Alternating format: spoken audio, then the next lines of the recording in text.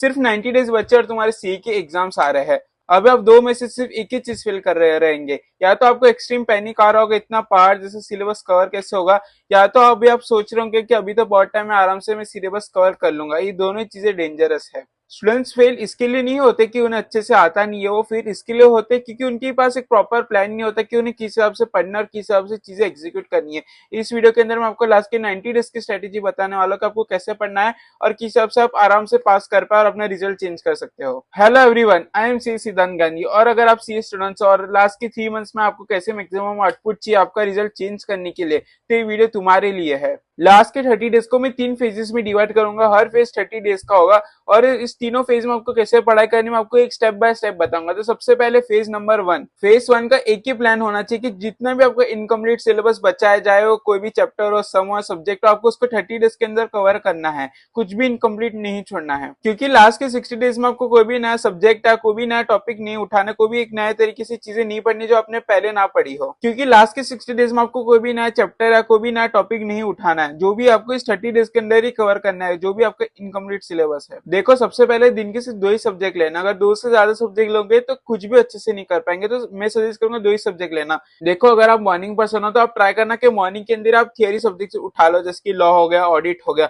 और इवनिंग के अंदर आप प्रैक्टिकल सब्जेक्ट्स उठा लेना, जैसे कि एफआर हो गया, अकाउंट्स हो गया, कॉस्टिंग हो गया। क्या होगा, क्योंकि इवनिंग में आपकी एफिशिएंसी कम होगी तो आप फटाफट अच्छे से अगर सॉल्व करोगे तो कहीं ना कहीं आपका माइंड भी प्रोडक्टिव रहेगा। अगर आप नाइट पर्सन हो तो आप नाइट के अंदर थियरी सब्जेक्ट्स उठाना और बाकी के टाइम पे प्रैक्टिकल सब्जेक्ट्स करना, जैसे कि आपको कंफर्ट एकदम अच्छे से। देखो, सिर्फ सब्जेक्ट्स और टॉपिक्स खत्म नहीं करना, जो भी अभी पढ़ रहे हो उसके लास्ट में इंपॉर्टेंट क्वेश्चन आपके एलडीआर मार्क कर देना कि आपको एग्जाम से पहले इसी सम से या इसी टॉपिक्स को देख के जाना है। क्योंकि अगर आप अभी से ये चीज नहीं प्रिपेयर करोगे कि मुझे एग्जाम के दिन पे क्या देखना है, कौन से सम्स प्रैक्टिस करना है, तो आप कंफ्यूज हो जाएंगे कि मैं कहाँ से पढ़ना स्टार्ट करूँ। तो एक काम करना, अभी जो भी पढ़ रहा हो, जहां पे भी आपको दिक्कत आ रही है, एक मार्क डाल देना या वहां पे कुछ लिख देना, ताकि आपको पता हो कि एग्जाम से पहले आपको ये चीजें देख के जानी है। अभी से एग्जाम के लिए एकदम अच्छे से प्रिपेयर करना स्टार्ट कर दो। फेज नंबर 2, अब इसके अंदर क्या है, आपके 60 डेज बचे और इसमें से आपको 30 डेज जो भी आपके सम्स है, जैसे आईसीआई के इलस्ट्रेशन हो गए, पास आरटीपी एमटीपी हो गया, लास्ट के 4 एडम के पेपर, आपको इसको सॉल्व करना है। जो भी ऐसे की इलस्ट्रेशन उसको फटाफट आपको रफ के अंदर सॉल्व करना है। ऐसे नहीं कि हर एक सम डिटेल में सॉल्व कर रहे हो या सिर्फ ऑडिट करते जा रहे हो,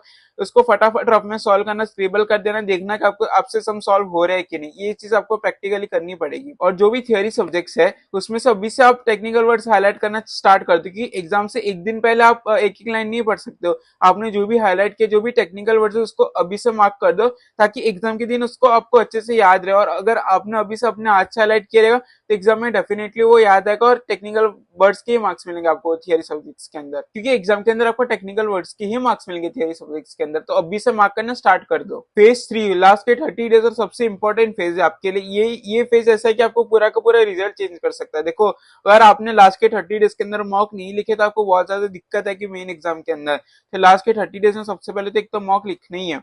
सेकेंड चीज, जो आपका एग्जाम का टाइम स्लॉट है 2 PM टू 5 PM, इसके अंदर आपको सोना नहीं है, कोई भी एक्स्ट्रा एक्टिविटी नहीं करना। आपके माइंड को एकदम अच्छे से अभी से ट्रेन कर दो कि इस टाइम पे आपको एकदम पीक प्रोडक्टिविटी आए। तो इससे होगा क्या कि एग्जाम के टाइम पे आपको नींद नहीं आएगी और आपकी प्रोडक्टिविटी एकदम सबसे हाईएस्ट लेवल पे रहेगी। तो 2 से 5 बजे के अंदर ट्राई करो कि अगर आप मॉक भी लिख रहे हो तो 2 से 5 बजे के बीच में ही लिखो, तो आपको बहुत ज्यादा बेनिफिट होगा। एक और मेन चीज, ट्राई करना कि जो भी पूरा सिलेबस है उसको हर एक सब्जेक्ट के अंदर 2 से 3 दिन के अंदर ट्राई करना आप कंप्लीट कर दो। अगर आपने अभी 2 से 3 दिन के अंदर कंप्लीट नहीं किया तो 1.5 डेज में पूरा सिलेबस कवर ही नहीं कर पाएंगे।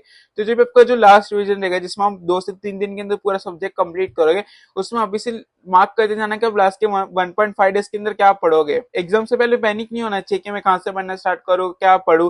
अगर आपने अभी से मार्क करके रखा है कि आपको लास्ट के 1.5 डेज में कैसे पढ़ना है, तभी आप अच्छे से एग्जाम में लिख पाएंगे। तो ट्राई करो कि 2 से 3 दिन के अंदर आप पूरा एक बार सब्जेक्ट कंप्लीट कर दो, तभी आप 1.5 डेज के अंदर कवर कर पाएंगे अच्छे से। मॉक टेस्ट ऐसे लिख के छोड़ नहीं देना कि मैंने मॉक टेस्ट लिख दिया। सबसे पहले तो जो भी आपको मॉक टेस्ट करेक्ट होके आएगा, आप खुद से इवैल्यूएट करो, तो आपको दिखने की आप कहाँ रॉन्ग जा रहे हो। अगर आपका मॉक टेस्ट और कोई भी इवैल्यूएट कर रहा है तो आपको खुद सजेस्टेड आंसर के साथ एक एक चीज चेक करनी कि सजेस्टेड आंसर में क्या लिखा हुआ था और मैंने क्या लिखा हुआ था। इससे आपको एक प्रैक्टिकली पता चलेगा आप कहाँ गलत हो रहे हो, क्योंकि आप खुद अपनी गलती ज्यादा अच्छे से निकाल पाएंगे एज कम्पेयर टू किसी और से। देखो, लास्ट के 90 डेज बहुत ज्यादा मुश्किल होंगे, आपकी नींद कम होगी, पार्टी स्किप होगी, घूमना फिरना बंद होगा, लेकिन देखो ये सारी चीजें टेम्परेरी होगी, पर एक जो टैग है सीए का वो परमानेंट रह जाएगा।